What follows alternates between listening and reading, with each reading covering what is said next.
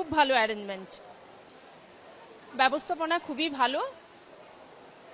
আর মহিলা বুথগুলো যারা লেডিজ যারা তারা খুবই কাছাকাছির মধ্যে হয়েছে এবং ব্যবস্থাপনা নিয়ে আমাদের কোনো অভিযোগ নেই, সবই ভালো। কি মনে হচ্ছে প্রথম পর্যায়ের ভোট তো খুব শান্তিপূর্ণভাবে হয়েছে, দ্বিতীয় পর্যায়ে আশা করছি দ্বিতীয় পর্যায়েও তাই হবে। কোন বিষয়ের উপর নির্ভর করে আপনি বলছেন দ্বিতীয় পর্যায়ের নির্বাচনও শান্তিপূর্ণ? হ্যাঁ, প্রথম পর্যায়ে যখন অশান্তি হয়নি সেটাই তো আশা করব। প্যারামিলিটারি ফোর্সের উপস্থিতি এবং ইলেকশন কমিশনের গাইডলাইন্স, এইগুলো কি মনে হয় যে যে কোনো নির্বাচন, এই যে কালকের নির্বাচন, সেই নির্বাচনকে শান্তিপূর্ণ করে তুলবে? আশা করছি।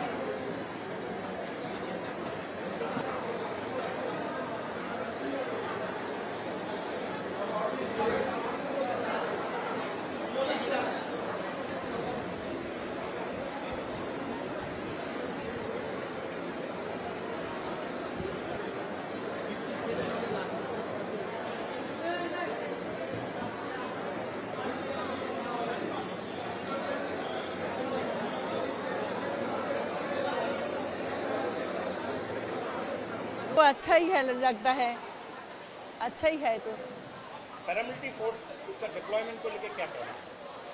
अभी तक तो अच्छा ही लगा, अभी तक तो ठीक ही लगा, बाद में क्या होगा नहीं जानते।